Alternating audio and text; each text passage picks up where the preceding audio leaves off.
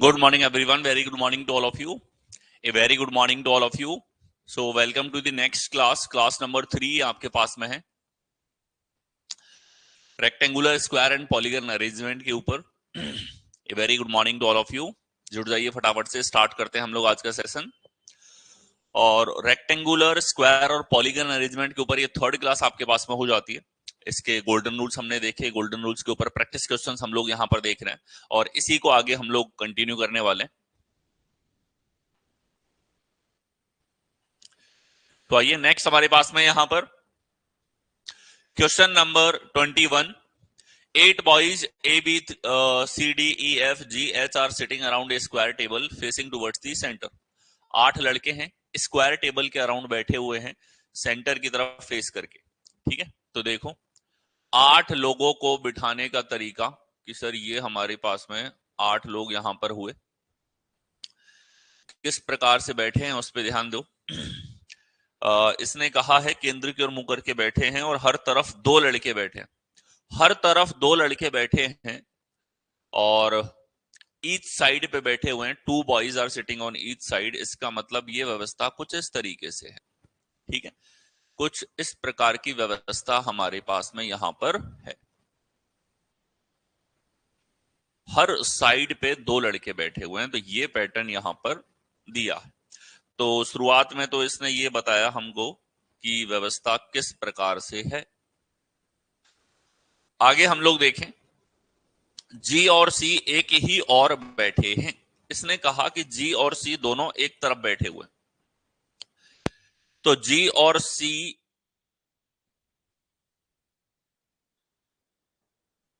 एक ही और बैठे हुए हैं. हो सकता है दोनों यहां पे या फिर इस जगह बैठे होंगे. आगे देखें, ई जी के विपरीत बैठा है. जी का विपरीत है ई. एक दूसरे की तरफ मुंह करके ये लोग बैठे हुए हैं और ई बी के ठीक दाएं बैठा है. बी का ठीक दायां है ई. बी का दायां है ई. अब तक हमने शॉर्ट फॉर्म में ही इंफॉर्मेशन यहां पर लिखी है. एफ और एच जी और सी के बगल में बैठे हैं. आगे दिया है इसने E is to the immediate right of B. ठीक है, F and H are sitting on adjacent sides of G and C. ठीक है, जी और सी जिस साइड पे बैठे हैं उसके बगल वाली साइड पे एफ और एच बैठे हुए हैं. तो इनका नेबर है एफ और एच. एफ और एच भी एक साइड पर बैठे हुए हैं. ठीक है, आगे देखें, एच बी के बाएं से चौथा है. एच जो है बी के बाएं से चौथा है. अब एच बी के बाएं से चौथा है ये हमको पता है. आगे देखें, बी के बाएं चौथा 1 2 3 एच यहां पर है. आगे देखें हम लोग, डी जी का निकटतम पड़ोसी नहीं है. डी जी के पास तो नहीं बैठा हुआ है. ये इंफॉर्मेशन और हमको यहां पर दे रखी. निम्नलिखित में से लड़कों का कौन सा जोड़ा वर्गाकार मेज के एक ही और बैठे लड़कों का प्रतिनिधित्व करता है. ये आप लोगों से यहां पर पूछा गया है. ठीक है, तो चलिए इसको सॉल्व करना हम लोग स्टार्ट करते हैं. हमें पता है जी और सी एक ही तरफ बैठे हुए हैं. ठीक है, इसने दे दिया जी और सी एक तरफ बैठे हैं. एफ और एच इनके पड़ोस में बैठे हुए हैं. ठीक, तो जी और सी से हम शुरुआत कर देते हैं. एक जो हमारे पास में संभावित यहां पर पॉसिबिलिटी है वो ये कि लेट्स से जी इस तरफ और सी इस तरफ. ये हमने मान लिया. हो सकता है कि सी बाईं तरफ हो, जी इस तरफ हो. दूसरी संभावना हमारे पास में ये बन सकती है. तो पहले हम एक पॉसिबिलिटी को देख लेते हैं. इसके अकॉर्डिंग सब ठीक जाता है तो बढ़िया है, नहीं जाता है तो हम इस संभावना के अकॉर्डिंग सवाल को देखेंगे. तो देखो, जी और सी को हमने ले लिया. जी के सामने ई बैठा है तो ई बैठेगा जी के सामने. ठीक है, ई के बारे में हमको बताया कि बी के दाईं ओर बैठा है. कहां बैठा है? बी के दाईं ओर बैठा है. तो बी का दायां ई हो गया, ये बी बैठ गया हमारे पास में. और इसने बताया हमको कि एच से एच के दाईं ओर तीसरा बी है. ठीक है, बी के लेफ्ट में तीसरा. तो बी के लेफ्ट में 1 2 3. एच जो है वो यहां पर आना चाहिए. अब यहां 2 लोग तो बैठ नहीं सकते. इसका मतलब ये जो जी और सी को हमने माना था ये पॉसिबल नहीं है। शॉर्ट फॉर्म में इंफॉर्मेशन को रखा, ये संभावित नहीं है, एक जगह पे दो लोग नहीं बैठ सकते। मतलब अब हमें पता है कि सी और जी किस प्रकार से बैठे हैं, ये एक्यूरेटली हम लोग यहां पर जानते हैं। अब देखो जी के सामने ई है, ये लीजिए ई हमारे पास में यहां पर बैठ गया। ई के बैठने के बाद इसने बताया कि बी के दाई और ई है, तो बी के दाई और ई है तो बी यहां पर बैठेगा फिर हमारे पास इस जगह पे, तभी बी का दाया ई हमारे पास में होगा। ठीक है, और देखें बी का दाया ई हमारे पास हो गया। आगे हमें पता है कि बी के बाई और तीसरा एच है। ठीक है, बी के बाई और तीसरा एच है। तो यहां हमने देखा बी का बाया 1 2 3। ठीक, अच्छा 3 लोग छोड़ के एच बैठा हुआ है, तो 3 छोड़ेगा 1 2 3 और एच आ जाएगा इस जगह पे। इसने हमें बताया कि सी और जी के बगल में एफ और एच बैठे हुए हैं, तो एच यहां बैठ गया तो एफ इस जगह बैठेगा, एफ और एच इस प्रकार से हमारे पास में यहां पर बैठने वाले हैं। ठीक है, अब लास्ट इंफॉर्मेशन इसने दी है कि डी जो है वो जी के बगल में नहीं बैठता है, तो डी जी के बगल में नहीं बैठेगा, जी के बगल में डी नहीं हो सकता, तो डी को होना पड़ेगा इस जगह पे। अब एक ही व्यक्ति बच गया हमारे पास में, ए बैठेगा यहां पर। ये हमारे पास में अरेंजमेंट है जो इस बैठक व्यवस्था के लिए होगा। सारी जानकारियों को गोल्डन रूल्स के अकॉर्डिंग शॉर्ट फॉर्म में लिख लिया। कोई निश्चित जानकारी सॉलिड हमारे पास में नहीं थी, इसीलिए हमने एक जी और सी की जानकारी जिससे जुड़ी हुई हमारे पास काफी जानकारियां थी, इनको बिठाते ही बी और ई बैठेंगे, इनको बिठाते ही एफ और एच कंफर्म हो जाएगा। ठीक है, और जी से हमें डी की लोकेशन कंफर्म हो जाएगी, तो सॉलिड जानकारी थी, इससे शुरुआत करना। ये चीज आपको सवाल में समझ में आनी चाहिए, इतना आप समझ पाते हो कि सॉलिड जानकारी कौन सी है, कहां से शुरुआत करने पर आप जल्दी उत्तर पे पहुंचोगे, तो ये समझ लो आपको सवाल का तोड़ पता है। ठीक है, पूछा है लास्ट में कि कौन सा जोड़ा वर्गाकार मेज के एक और बैठे जोड़ों को रिप्रेजेंट करेगा। एफ और एच एक तरफ बैठे हैं, डी और ई एक तरफ बैठे हैं, ए और बी एक तरफ बैठे हैं। ठीक है, सी और जी हमारे पास में एक तरफ बैठे हैं। ठीक है, तो देखो कौन सा जोड़ा एक तरफ बैठे होगा प्रतिनिधित्व कर रहा है, बी और ए और बी हमारे पास एक और बैठने वालों का एक जोड़ा है, तो ए करेक्ट आंसर आपके पास में होगा। शॉर्ट फॉर्म में जानकारी लिखो और फिर स्मार्टली शुरू करो, वरना ये सवाल आपका बहुत ज्यादा समय जो है वो खराब करेंगे। आगे अगला देखें, 8 लड़के A B C D E F G और एच एक वर्गाकार मेज के चारों ओर केंद्र की ओर मुंह करके बैठे। तो 8 लड़के हैं, वर्गाकार मेज के चारों ओर केंद्र की ओर मुंह करके बैठे।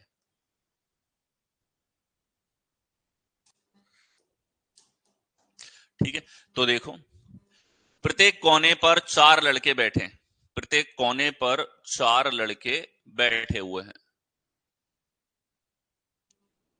और 4 लड़के मेज की प्रत्येक भुजा के मध्य में बैठे हैं। प्रत्येक भुजा के मध्य में भी 4 लड़के बैठे हुए हैं, यानी अरेंजमेंट कुछ इस तरीके से है। चारों ओर केंद्र की ओर मुंह करके बैठे हैं, सबका मुंह केंद्र की ओर है, ऐसी बैठक व्यवस्था हमारे पास यहां पर है। अब आ जाते हैं जानकारियों पे। इतना तो आपके पास अरेंजमेंट कैसा है वही जानकारी थी। आगे आओ, यहां बोला है ए एच और जी का निकटतम पड़ोसी है, यानी कि ए जो होगा वो एच और जी के बीच में बैठेगा। आगे देखें, ए एक कोने पर बैठा है, ए जो है किसी भी एक कोने पर बैठा है, तो हम ए से शुरुआत कर सकते हैं। बी डी और सी का निकटतम पड़ोसी है, बी जो है वो डी और सी का निकटतम पड़ोसी है। ई सी और एफ का निकटतम पड़ोसी है।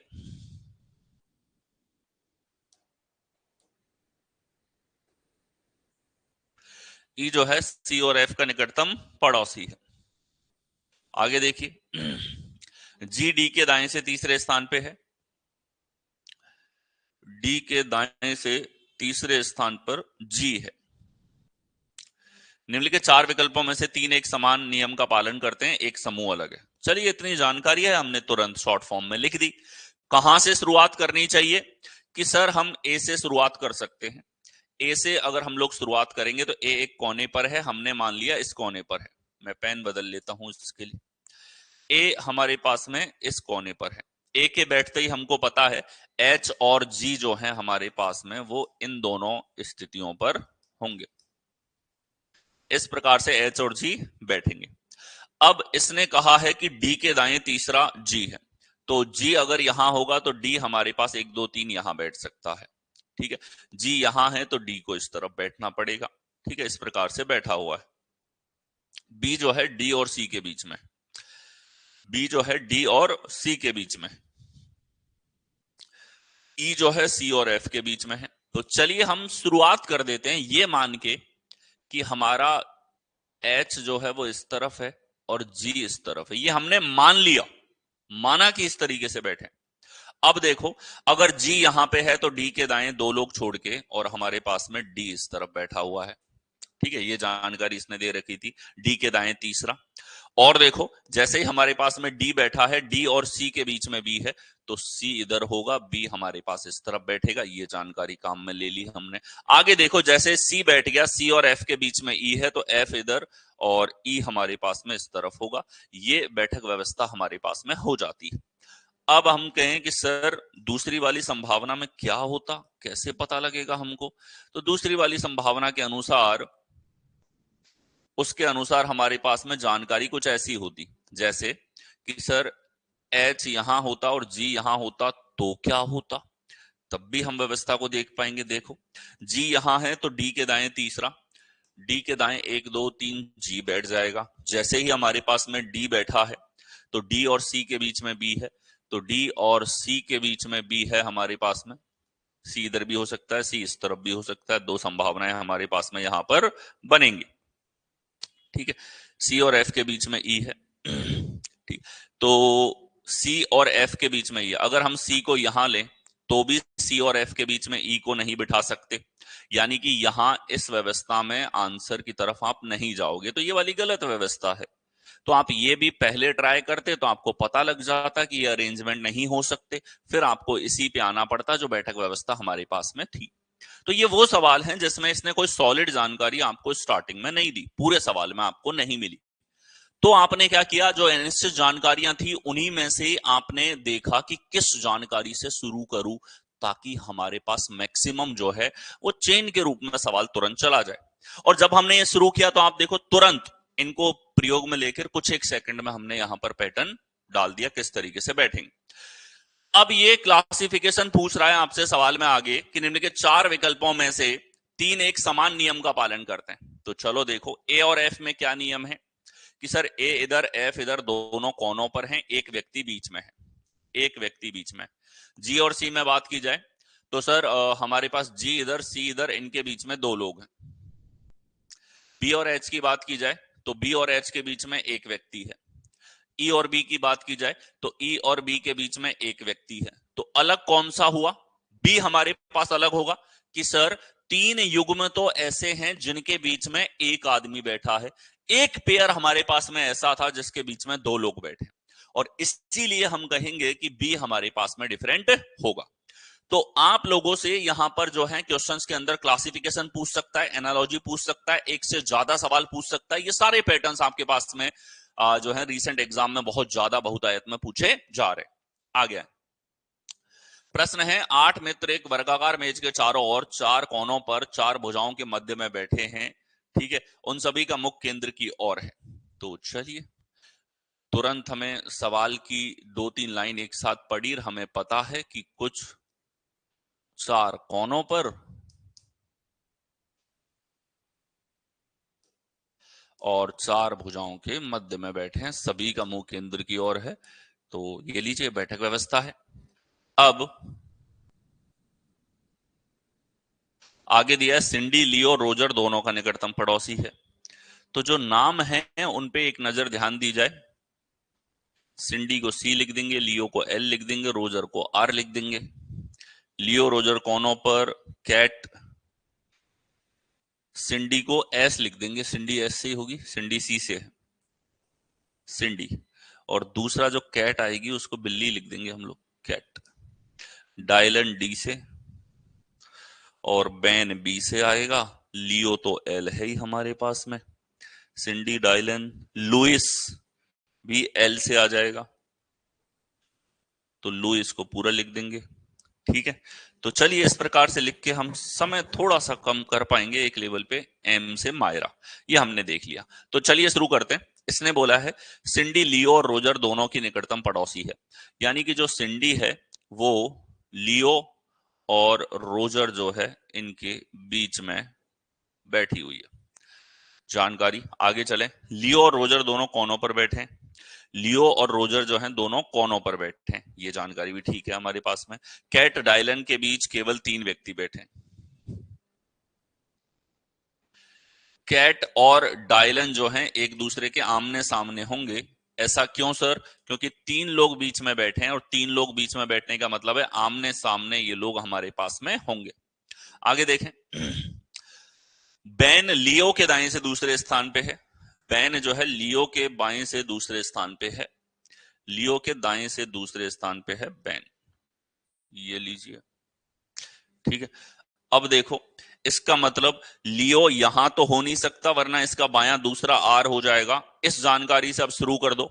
अब हमें पता है कि सर एल को इधर ही होना पड़ेगा और बी को इस तरफ हमारे पास जो है आर को इस तरफ होना पड़ेगा। सिंडी बैठेगी इनके बीच में। ऐसा क्यों? ताकि एल के दाएं दूसरा बी बैठ सके। ठीक है, तो इन दोनों जानकारियों से क्लियर हो गया ये व्यवस्था किस तरीके से होगी। अब इसने बताया कैट के सामने डायलन बैठी है, तो आमने सामने की स्थिति केवल ये है। तो कैट और डायलन एक तो यहां पे, कैट और डायलन एक यहां पे, ये स्थितियां भी फिल हो गई। ठीक है, आगे चलें। लुइस और सिंडी के बीच केवल 3 व्यक्ति बैठे। तो लुइस और सिंडी के बीच में 3 लोग बैठे हैं।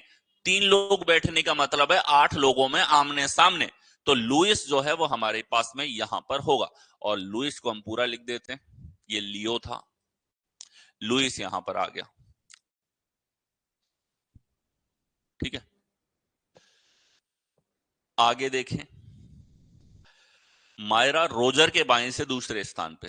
रोजर के बाएं दूसरा मायरा है, ये मायरा आ गई। ठीक है, डायलन के ठीक दाएं कौन बैठा है? ठीक है, डायलन के ठीक दाएं कौन बैठा है? एक जानकारी और थी, कैट और डायलन के बीच में 3 व्यक्ति हैं। ठीक है, तो यहां पे डायलन के दाएं से दूसरे स्थान पे सिंडी जो है, एक जानकारी ये है सिंडी डायलन के दाएं से दूसरे स्थान पे है। तो सिंडी डायलन के दाएं दूसरे स्थान पे है, इसका मतलब यहां डायलन को ही बैठना पड़ेगा और इधर कैट बैठेगी, तो ये व्यवस्था हो जाएगी। अब पूछा है डायलन के ठीक दाएं कौन है? तो डायलन का ठीक दाया है रोजर। आर फॉर रोजर हमारे पास करेक्ट आंसर बनेगा। शॉर्ट फॉर्म में आप जानकारियों को लिखो और फिर ये देखो कि कौन सी जानकारी ऐसी है जिससे आप अधिकतम लोगों को व्यवस्था में फिट कर पाएंगे। आ गया, नेक्स्ट देखें। 8 व्यक्ति P Q R S T U V और डब्ल्यू रात के खाने के लिए एक वर्गाकार मेज के चारों ओर इस प्रकार बैठे हैं। रात का खाना है और वर्गाकार मेज के चारों ओर बैठे हैं। 4 व्यक्ति कोनों पर बैठे हैं, 4 व्यक्ति मध्य में बैठे हैं। तो आप देखो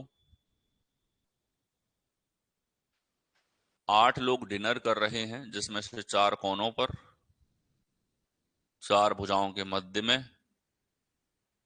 और डिनर कर रहे हैं। तो हमको बताने की आवश्यकता नहीं है सवाल के द्वारा कि मुंह इधर ही करना पड़ेगा। हमें पता है पीट करके खाना नहीं खाया जा सकता, तो हम ये सेल्फ एज्यूम करके चलेंगे, सवाल नहीं भी बोलेगा तब भी। उन सभी का मुख वर्ग के केंद्र की ओर है, केंद्र की तरफ ही होगा, वरना खाना कैसे खाएंगे। ठीक है, ये लाइन ये नहीं भी लिखता तो भी आपको खुद से इस चीज को एज्यूम करना होता है, ये चीज ध्यान रखिएगा सवालों में। इतनी तो सेकेंडरी जानकारी थी। अब चलें सवाल, मेन सवाल पे। एस यू के ठीक बाएं बैठा है। यू का ठीक बायां एस है, ये लीजिए। आगे चलें। यू टी के ठीक बाएं बैठा है। टी का ठीक बायां है, तो एस यू टी तीनों बैठ गए। टी भुजाओं के मध्य में किसी एक स्थान पर बैठा है। भुजाओं के मध्य में बैठा है तो टी यहां, यू यहां, एस यहां, ये लो तीनों बैठ गए। सॉलिड जानकारी बन गई ऑलरेडी। आर यू के दाएं तीसरे स्थान पे है, यू का दायां तीसरा, 1 2 3 आर बैठेगा यहां पे। आगे आ जाओ।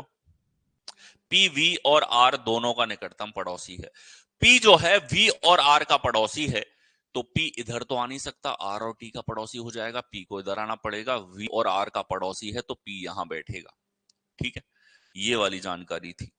W T का निकटतम पड़ोसी नहीं है, W जो है वो T के पास नहीं बैठता है, इसका मतलब W बैठेगा यहां पे और W यहां बैठा है, तो हमारे पास कौन रह गया कि सर P Q रह गया, Q आएगा यहां पे, ये पूरी व्यवस्था हमारे पास होगी। अब देखें निम्नलिखित में से कौन एक कोने पर बैठा है, तो कोने पर हमारे पास चार लोग हैं, WUQP, ये चारों कोनों पर है। V कोने पर नहीं बैठा है, R कोने पर नहीं बैठा है, Q कोने पर बैठा है और S कोने पर नहीं बैठा है, तो आंसर हो जाएगा C, हमारे पास करेक्ट आंसर बनेगा। आ गया, अगला देखें, ABCD JKLM एक वर्गाकार मेज के चारों ओर मेज के केंद्रीय और मुंह करके बैठे हैं, उनमें से चार कोनों पर बैठे हैं, चार एक एक भुजा के मध्य में बैठे हैं। ठीक है, सेंटर टेबल की तरफ इनका मुंह है, तो ये लो, 1 2 3 4, 1 2 3 4, इन सब का मुंह केंद्र की ओर है। तो देखो उनमें से चार कोनों पर बैठे हैं, चार भुजाओं के मध्य में बैठे हैं, डी मेज के किसी एक कोने पर बैठा है, डी के बारे में बता दिया किसी एक कोने पर बैठा है, डी के बाईं ओर गिनने पर डी और सी के बीच केवल दो व्यक्ति बैठे। ठीक है, डी और सी बैठ गए, तो सॉलिड इंफॉर्मेशन है, शुरू कर सकते हैं क्योंकि डी और सी से जुड़ी हुई जानकारी आगे भी दे रखी है। तो चलिए हम तो पहली लाइन से शुरू कर देंगे, सॉलिड जानकारी मिल गई, डी कोने पर बैठा है, ये लो भैया, डी को बिठा दिया कोने पर, डी के बाईं ओर गिनने पर डी और सी के बीच में दो व्यक्ति हैं, तो बाईं और दो छोड़ के सी आ गया, ये लो बाईं और गिनो दो व्यक्ति हैं। आगे चलें, सी और बी के बीच केवल तीन व्यक्ति बैठे हैं, सी और बी के बीच में तीन लोग हैं, तो बी को यहां बैठना पड़ेगा। क्यों बैठना पड़ेगा? क्योंकि 8 लोगों में बीच में तीन या स्थान में चौथे का मतलब है आमने सामने। एम बी के बाईं और तीसरा है, बी का बायां 1 2 3, एम तीसरा है। आगे आ जाओ, के एम के दाईं और ठीक बगल में है, एम के दाईं और बगल में के है, ये लो के बैठ गया।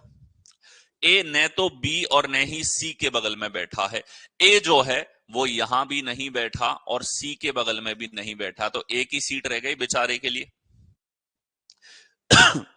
जे ए के बाईं और बगल में बैठा है, जे इधर आ जाएगा, जे के एल यहां बच गया, एल इस तरफ आएगा, पूरी व्यवस्था हो गई।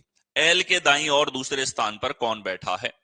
एल के दाईं और दूसरे स्थान पर एम बैठा है, जो कौन से विकल्प में है? डी में। ये ऑलरेडी गोल्डन रूल के अकॉर्डिंग जानकारी दे रखी है, और जब जानकारी गोल्डन रूल के अकॉर्डिंग होती है तो पहली लाइन से पढ़ते हो तो उत्तर की तरफ आप डायरेक्ट बढ़ते हुए चलते हो। ठीक है, अब इसी सवाल को एक अच्छा सवाल बनाना है तो क्या करेगा वो शुरू की जानकारियों को एंड में डाल देगा, बीच वाली जानकारी को शुरुआत में डाल देगा, एंड वाली जानकारी को बीच में डाल देगा, ऐसे मिक्स कर देगा दूर दूर करके। ठीक है, गोल्डन रूल क्या करते हैं? गोल्डन रूल आपको तरीके से पढ़ना बताते हैं कि इंफॉर्मेशन किस क्रम में पढ़ी जानी चाहिए। अब सवाल तो हमेशा आपको क्रम में देगा, जरूरी नहीं है। ठीक है, और हमेशा ध्यान रखो जो ये सवाल हैं इनमें अगर एक राइट क्रम में आप क्वेश्चन को सॉल्व करोगे तो आपको सबसे कम समय में सबसे कम परेशानी के साथ आप उत्तर पे पहुंचते हैं। आ गया, अगला देखें, 8 रिश्तेदारों P Q R S T V W और वाई एक वर्गाकार मेज के चारों ओर इस प्रकार बैठे हैं कि उनमें से 4 वर्गों के चारों कोनों पर बैठते हैं जबकि 4 प्रत्येक के मध्य में बैठते हैं।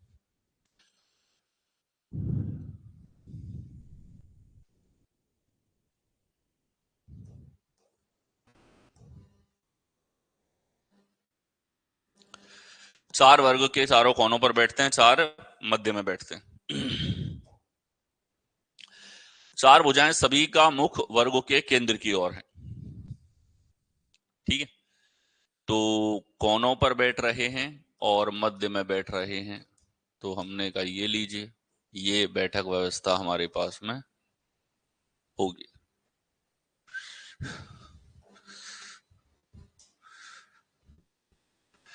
चार भुजाएं सभी का मुख वर्गों के केंद्र की ओर है, पी वी के बाएं से तीसरे स्थान पे है, P जो है V के बाएं से तीसरे स्थान पे है, तो V कहीं भी बैठा होगा, इसका बायां तीसरा P है। आगे देखें, R V का निकटतम पड़ोसी नहीं है। R जो है वो V का निकटतम पड़ोसी नहीं है। चलिए, V और W के मध्य केवल एक व्यक्ति बैठा है। V और W के मध्य में एक व्यक्ति बैठा है। आगे देखें, S Q के दाएं से दूसरे स्थान पे है। Q का दायां दूसरा S है। R P का निकटतम पड़ोसी नहीं है। R P के पास में भी नहीं बैठा है, तो R का पत्ता तो कई जगह से कट गया। 3 और 3 6 जगह तो बैठ ही नहीं सकता, 2 ही जगह बची। P T के बाएं से दूसरे स्थान पे है। T के बाएं से दूसरे स्थान पे है, तो ये लो, T का बायां दूसरा है P, तो यही जानकारी हमारे पास है। P के दाएं से चौथे स्थान पर कौन बैठा है, तो P के सामने कौन है ये पूछा गया, तो हम तो इसी से शुरू कर देंगे। इस पूरे सवाल में इसने इस चीज से कोई मतलब ही नहीं रखा कि कौन कोने पर है और कौन बीच में है। मतलब आप इसको जिस तरीके से सर्कुलर अरेंजमेंट को सॉल्व करते हैं वैसे ट्रीट कर लो, कहीं बिठा लो, ठीक है। तो हमने कहा ये लो, P एक आदमी छोड़ के I और V बैठे हैं, ठीक है। V और W के बीच में एक व्यक्ति है, तो W इधर भी आ सकता है, ठीक है। आगे देखो, R जो है हमारे पास में कि सर R P का पड़ोसी नहीं है। अच्छा, ये T है, T, ठीक है। R इसका पड़ोसी भी नहीं है, तो R के लिए दो ही जगह हैं हमारे पास में, ठीक है, कि सर R या तो हमारे पास में यहां पर होगा या इस जगह होगा, और कोई पॉसिबिलिटी नहीं बनती। आगे देखो, Q और S को बिठाना है। Q के दाएं दूसरा S है। अब ये चीज केवल और केवल एक ही जगह संभव है। कहां संभव है बताओ, ठीक है, कि सर अगर हम Q और S को बिठाना चाहते हैं, Q के दाएं दूसरे स्थान पे S है, Q को यहां बिठाते हैं तो S आ सकता है यहां पे, Q को यहां बिठाते हैं तो S इस जगह आ सकता है, ठीक है। ये दो ही संभावनाएं हैं, इन दोनों के अलावा कोई और संभावना हमारे पास में नहीं है, ठीक है। यहां भी हमारे पास, इसको मैं अंदर से हटा देता हूं, ठीक है, ये आर के नहीं होने की कंडीशन थी, तो कुल मिला के नहीं होने की कंडीशन को हमने लिख दिया कि आर इन दोनों जगह पे ही हो सकता है, ठीक है। अब देखो, आर इन दोनों जगह पे हो सकता है, और क्यू और एस को बिठाना चाहते हैं तो क्यू इधर एस इधर, ये तरीका हो सकता है।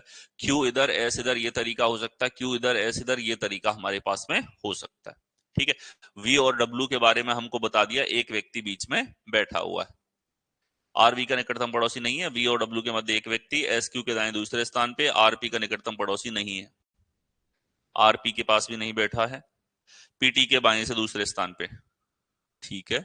पी के दाएं चौथे स्थान पर कौन है, ये जानकारी हमने ले ली। अब देखो, ये चार लोग बैठ चुके हैं, आर इनमें से किसी एक स्थिति पे होगा, इसके अलावा और कहीं आर को नहीं भेजा जा सकता है। तो हमने कहा वी इधर है, तो एक चीज मान के चलते हैं कि लेट से डब्लू यहां बैठ गया डब्लू यहां, डब्लू यहां बैठेगा तो अब निश्चित है आर को इधर बैठना पड़ेगा, ठीक है। डब्लू और आर बैठ गए। डब्लू और आर के बैठने के बाद में अब हमें क्यू और एस को बिठाना है, तो क्यू और एस को बिठाने का एक ही तरीका हुआ, क्यू इधर और एस इस तरफ, तभी बैठ सकते हैं, ठीक है। एक व्यक्ति रह गया हमारे पास में, कौन रह गया, वाई, वाई बैठेगा इस स्थान पे। अब आप कहो कि सर हम नहीं मानते तो क्या होता, नहीं मानते तो ध्यान से देखना, पी, टी और वी हमारे पास में बैठे हुए थे, आर का हमें पता था दोनों में से एक जगह पे होगा, ठीक है। तो हम क्या करते, डब्लू को यहां बिठाने के बजाय डब्लू को लेट से हम यहां ले लेते हैं कि डब्लू यहां बैठा है, क्योंकि हमें तो ये पता था वी और डब्लू के बीच में एक व्यक्ति लेफ्ट या राइट है ये नहीं पता। डब्लू अगर यहां बैठता हमारे पास में, ठीक है, तो फिर हम क्यू और एस को बिठाने का कितने तरीके हो पाते हमारे पास में, कि सर क्यू के दाएं दूसरा है, तो क्यू इधर एस इधर, ये तरीका हो सकता है। क्यू इधर एस इधर, ये तरीका हमारे पास में हो सकता है, ठीक है। क्यू और एस के लिए ये तरीके हमारे पास में हो सकते थे, कि क्यू यहां बैठे, क्यू के दाएं एस हमारे पास यहां बैठ रहा है, एस के बैठने के बाद में आर कंफर्म हो जाता है इस सीट पे है, ठीक है। और फिर हम वाई की बात करते तो वाई यहां पर आ जाता, और इसमें भी कोई बुराई यहां पर नहीं है, मतलब और कोई नेगेटिव कंडीशन ऐसी नहीं थी, ठीक। All of them are facing square, P sits third to the left of V, ये ले लिया। R is not immediate neighbour of V, ठीक है। Only 1% sit between V and W, ठीक है। S sits second to the right of Q, ठीक है। R is not immediate neighbour of P, T sits left of P, T sits left of P.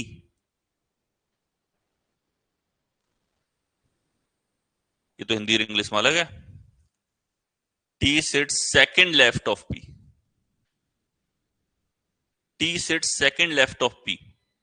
अच्छा, T के बाएं दूसरे स्थान पे, T sits second left of P, P के left में सेकंड। इंग्लिश और हिंदी दोनों अलग अलग हो रही है थोड़ी सी यहां पे। ये कहना चाहता है कि टी बैठता है second left of P, P के लेफ्ट में सेकंड, जबकि यहां उल्टा दे रखा है, टी के बाएं दूसरे स्थान पे, टी के बाएं दूसरे स्थान पर पी बैठा है। दोनों ही जानकारियां अलग अलग है। हिंदी के अकॉर्डिंग तो मैं आपको सॉल्यूशन बता चुका हूं, और पी के सामने हमसे पूछा जाएगा तो इसका आंसर वाई और क्यू में से एक होगा, जो दोनों ही नहीं है इसमें। इसका मतलब हिंदी में ये जो लाइन दे रखी है, ये हमारे पास में हल्का सा परिवर्तन है इसमें। यहां टी कर लो, यहां पी कर लो, टी पी के बाएं से दूसरे स्थान पे, पी के बाएं से दूसरे स्थान पे, तो ये आगे पीछे हो गए और इसने पूरा गेम चेंज कर दिया। और अगर इंग्लिश के अकॉर्डिंग हम जाएंगे तो सवाल में थोड़ा सा परिवर्तन होगा कि सर यहां ये टी एक तो इस जगह नहीं आएगा, और पी के बाएं दूसरे स्थान पर टी इस तरीके से बैठेगा। अगर ऐसा है तो फिर हम अरेंजमेंट्स को इसके अकॉर्डिंग ले लेंगे, ठीक है। फिर से देखो,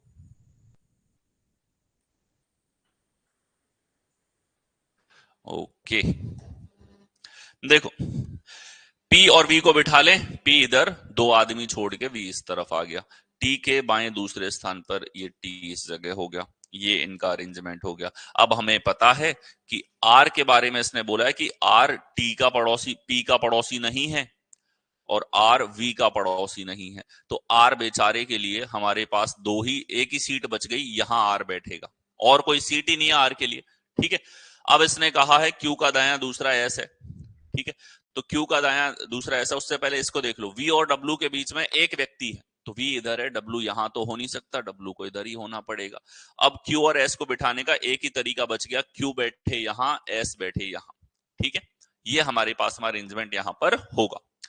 आगे देखें हम लोग, तो अब हमारे पास एक व्यक्ति बचा है, कौन सा व्यक्ति है, वाई यहां पर होगा। तो पूछा है पी के दाएं चौथे स्थान पर कौन बैठा है। पी का दायां चौथा, चौथे का मतलब है कि तीन लोगों के गैप के साथ सामने वाला बंदा कौन है, एस है। तो कौन से विकल्प में होगा, सी विकल्प में होगा, ठीक है। इस सवाल ने एक चीज बहुत अच्छे लेवल पे आपको समझाई, क्या समझाई, कि जानकारी पढ़ते समय अगर एक कॉमा में भी आगे पीछे हो जाएंगे तो रीजनिंग में उत्तर बदल जाता है, ठीक है। तो जानकारी पढ़ते समय बहुत सटीक तरीके से चेक करें। अगर आपको ऐसा लग रहा है कि यार कोई दिक्कत हो सकती है, तो एक बार तुरंत इंग्लिश में चेक करने से आपको बेनिफिट होगा। और ये उन माइनर मिस्टेक में से एक है जो जनरली जब आपका पेपर जो है उसमें हिंदी अलग से टाइप ना करवा के ट्रांसलेशन का प्रयोग किया जाता है, ट्रांसलेट करके और फिर उसको वेरीफाई करके कर देते हैं। तो वेरीफाई करने पे भी नहीं दिखने वाली चीज है। तो इस चीज को एक चैलेंज के रूप में देखना कि कभी सवाल में आपको इस लेवल पे सेंस महसूस हो कि यार कुछ गड़बड़ है, तो एक बार के लिए इंग्लिश देखना जरूरी हो जाता है, ठीक है। और वहां देखते ही हमको क्लियर हो गया था कि भैया क्या कर दिया हिंदी वाले ने, टी और पी में कॉमा था, आगे पीछे करने से उत्तर बदल जाता है, ठीक है। आगे चले, आगे देखो, सहकर्मी कर्ण, मिसेल, प्रभु, वंजा, मोहन, रहू, जौकी, नीलिमा एक वर्गाकार मेज के चारों ओर इस प्रकार बैठे हैं कि उनमें से 4 कोनों पर और 4 भुजाओं के बीच में बैठे। ठीक है, तो ये बैठे हैं वर्गाकार मेज के चारों ओर। ये लीजिए, वर्गाकार हो गई मेज, बन गई मेज। कोनों पर हैं 4 लोग और 4 लोग भुजाओं के मध्य में भी अधिकतम 4 व्यक्ति बैठ सकते हैं। आगे दिया है इसने, कोनों पर बैठने वालों का मुंह बाहर की ओर है। ये लोग बाहर की ओर मुंह करके बैठे हैं, ये लोग गुस्से में हैं, बाहर की ओर है। और भुजाओं के बीच में बैठे व्यक्ति का मुंह केंद्र की ओर है। ठीक है, तो देखें, इतना तो केवल ये बताने में लगा दिया इसने कि व्यवस्था जो है वो किस प्रकार की है। ठीक है, आगे देखो, वंजा जॉकी के दाएं तीसरे स्थान पे है, तो हमने कहा ये लो भैया जॉकी, और वंजा जो है वो इसके दाएं तीसरे स्थान पे है। आगे देखें, वंजा किसी भी भुजा के मध्य में नहीं बैठी, तो वंदा कोने पर बैठी है। ठीक है, आगे देखें, ये जानकारी सॉलिड भी है, हम देखते हैं इनसे जुड़ी हुई जानकारी आगे है क्या। मोहन प्रभु के बाएं से तीसरे स्थान पे है, प्रभु का बायां तीसरे स्थान पर मोहन बैठा है। आगे देखें, प्रभु किसी भी भुजा के मध्य में नहीं बैठा है, प्रभु जो है भुजा के मध्य में नहीं बैठा है, तो प्रभु भी कोने पर बैठेगा। आगे देखें, रघु प्रभु का निकटतम पड़ोसी नहीं है, रघु जो है वो प्रभु का निकटतम पड़ोसी नहीं है। नीलिमा का मुख केंद्र की ओर है, नीलिमा जो है उसका मुंह केंद्र की ओर है, तो नीलिमा बीच में बैठी है। आगे देखें, कर्ण रघु का निकटतम पड़ोसी नहीं है, कर्ण जो है रघु का निकटतम पड़ोसी नहीं है, तो रघु जहां बैठेगा कर्ण इसके पड़ोस में नहीं बैठ सकता।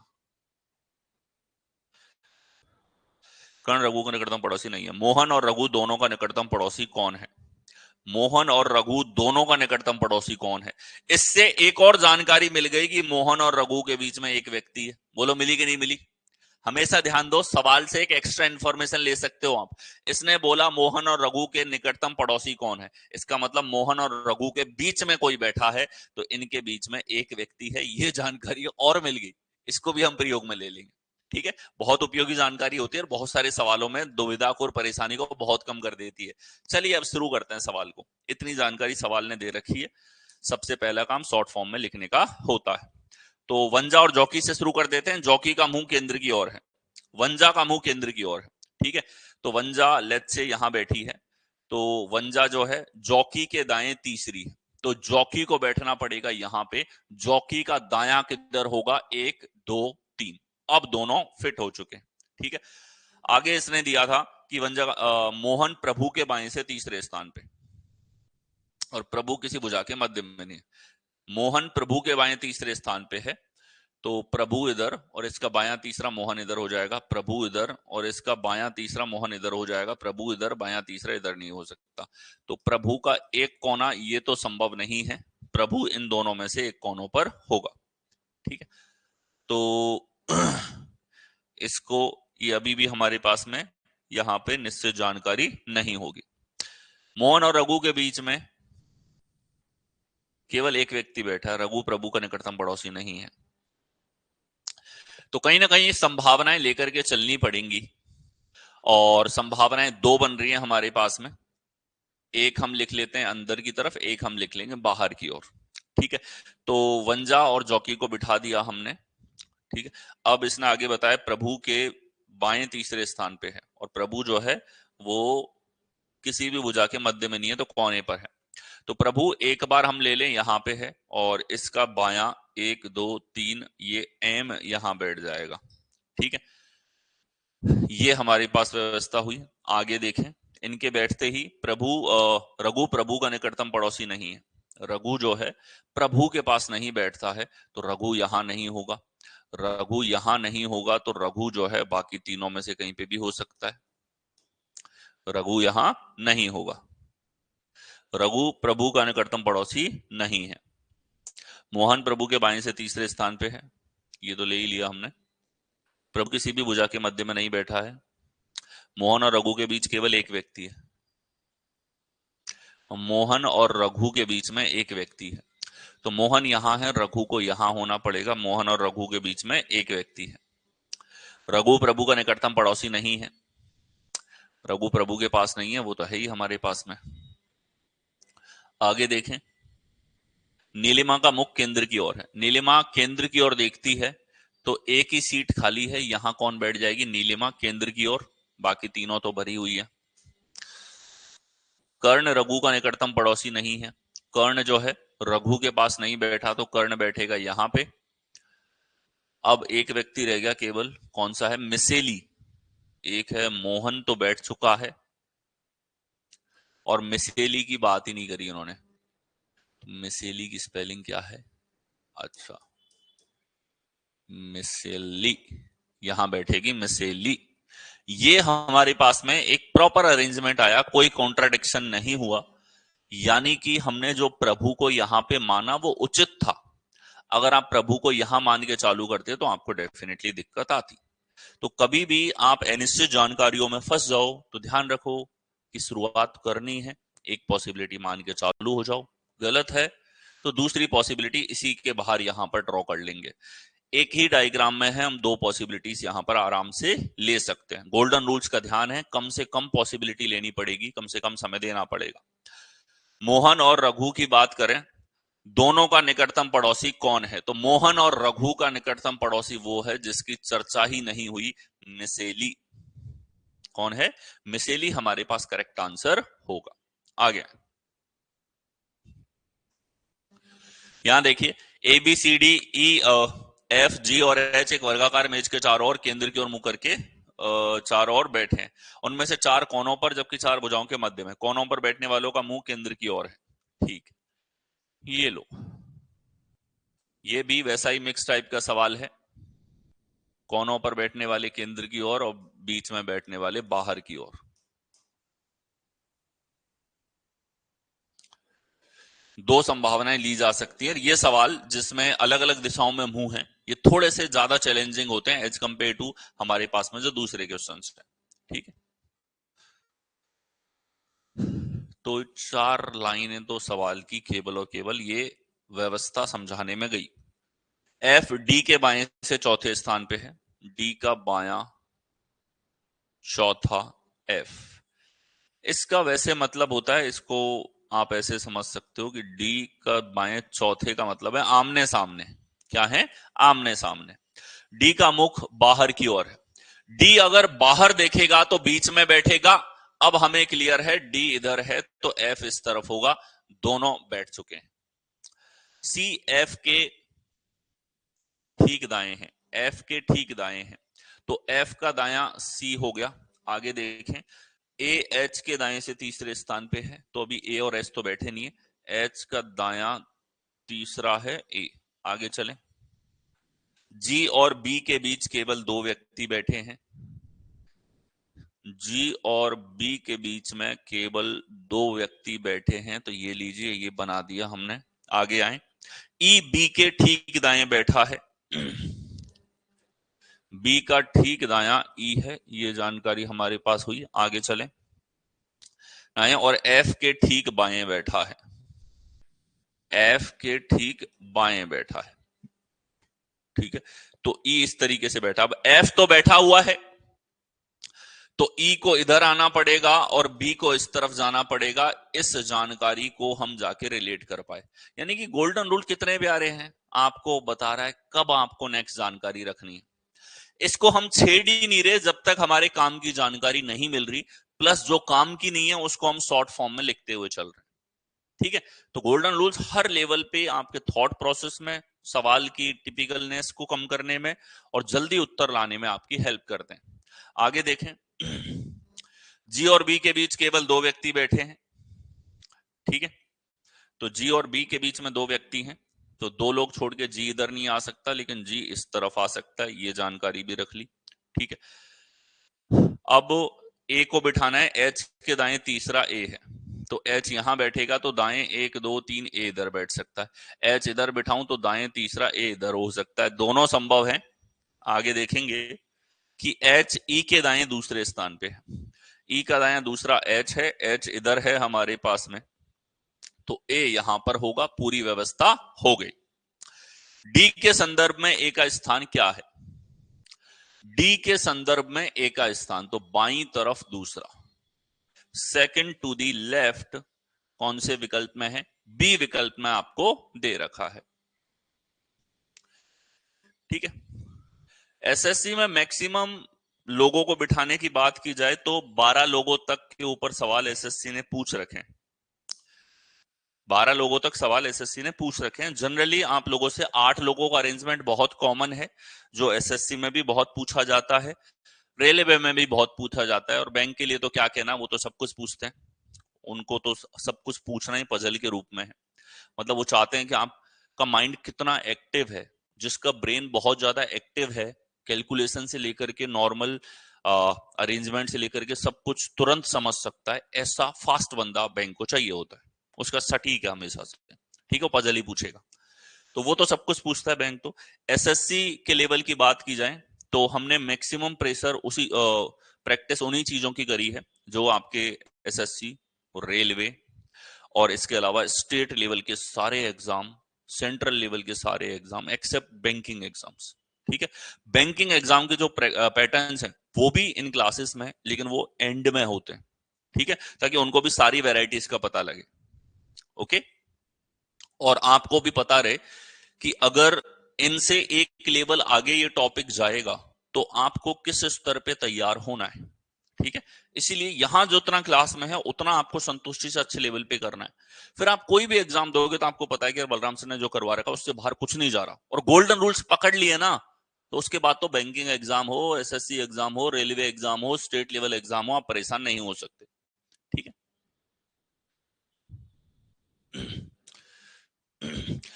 लेफ्ट राइट समझने में दिक्कत होती है, तो वो क्यों होती है? क्योंकि लेफ्ट और राइट में वो थोड़े से कंफर्टेबल आप नहीं हो रहे हो। लेफ्ट और राइट में अभी क्या हो, पूरी तरह कंफर्टेबल नहीं हो आप। वो कंफर्टेबल कब होगे? जब दिमाग को पता है कि सर ने डायरेक्शन पढ़ाया तो बताया हमको, डायरेक्शन आप पढ़ोगे उसमें देखोगे कि लेफ्ट में आप जाते हो तो लेफ्ट हमारे पास में घड़ी की दिशा की तरफ होता है, राइट घड़ी की दिशा के विपरीत होता है। ये चीज जिस दिन फिट हो गई और तुरंत निकल रही है पेपर में, उस दिन आप समझ लो लेफ्ट राइट आपको कंफ्यूज नहीं